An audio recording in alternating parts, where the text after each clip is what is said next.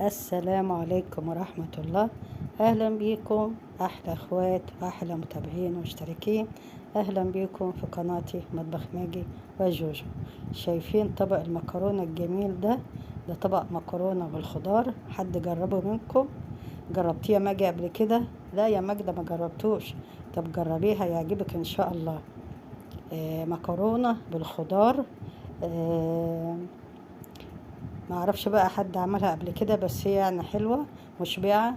تاكل خضار مع المكرونة بصراحة بتبقى ايه، تحفة. والوقتي قبل ما نقول على المقادير وطريقة التحضير، معكم ماجدة عبد الرازق، مطبخ ماجي وجوجو.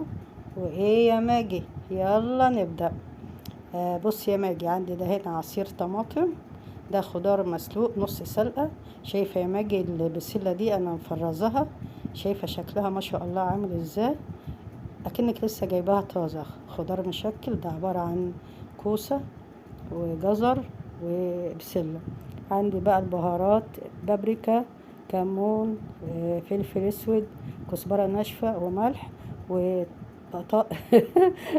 بصل مقطع قطع صغيره، وشرايح توم، ومكرونه وماده دهنيه عشان ما ننساش حاجه يا ماجد. تمام. دلوقتي يا ماجي هنروح على البوتاجاز ونشوف هنعمل ايه. حطيت كسرونة فيها مية عشان نسلق المكرونة، وهجيب بقى طاسة حطيت فيها ده زيت ذرة يا ماجي. اي مادة دهنية تحبي تحطيها حطيها. وزينا بالبصل المقطع قطع صغيرة كده، ونحط عليه رشة ملح وفلفل عشان ريحة ايه البصل، ونقلب مع بعضه. فعلا يا ماجدة ده باين عليها وصفة تحفة، جربيها تعجبك ان شاء الله. باخد البصل هنا تقلبتين كده، بعد كده نزلت بشرايح التوم اهي، تتقلب مع البصل والثوم يطلع ريحته كده. نقلب كله مع بعضه، مخليش البصلة تتحمر يا ماجي، يا دوبك تدبل كده. اوكي. بعد كده هنزل بالخضار، ده مسلوق نص سلقة زي ما قلت لكم. شايفين شكل الخضار رائع، عبارة عن لوحة فنية. ونقلب كله مع بعضه كده لغاية المكونات ما تندمج مع بعضها، تاخد وتدي بشكل ودي مع بعض. شايفين ما شاء الله الخضار وجماله، وقيمة غذائية عالية يعني. بعد كده هنزل بالبهارات، بوسع مكان كده وانزل للبهارات عشان اقلبها، تاخد تحميصة حلوة كده مع الخضار. نقلب كله مع بعضه. يا سلام يا سلام على الرايح، شم يا ماجي فظيعة. بعد كده هننزل بعصير الطماطم، ونسيب الخضار يتسبك مع صلصة الطماطم. اوكي. نقلب كده بالراحة.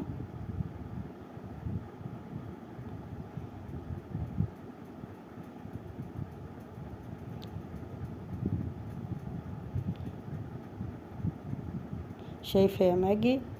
ما تنساش يا ماجي رشة السكر دي، بتدي تست حلوة قوي للمكرونة والصلصة الكشري. جربيها يا ماجي، السكر في الصلصة بتاعت المكرونة والكشري بتدي بصراحة تست حلوة قوي. هنا بقى يا ماجي المية غلت بتاعت المكرونة، نزلت بالمكرونة اهو ونقلبها، ونخلي المكرونة لما تستوي، المكرونة تستوى والخضار يتسبك مع الصلصة.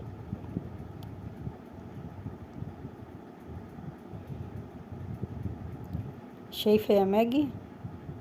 يا ماجدة شايفة؟ ناخد هنا كبشتين مية من سلق المكرونة، نحطه على الصلصة اللي بالخضار دي، واخد المكرونة هنا كده. المكرونة استوت اهي، المكرونة استوت، هاخدها ايه اصفيها. دي سهلة خالص يا ماجدة، ممكن بأي خضار عندك تعمليه. يكون خضار كده عفى عليه الزمن في التلاجة، قرب يبوظ استفادي منه.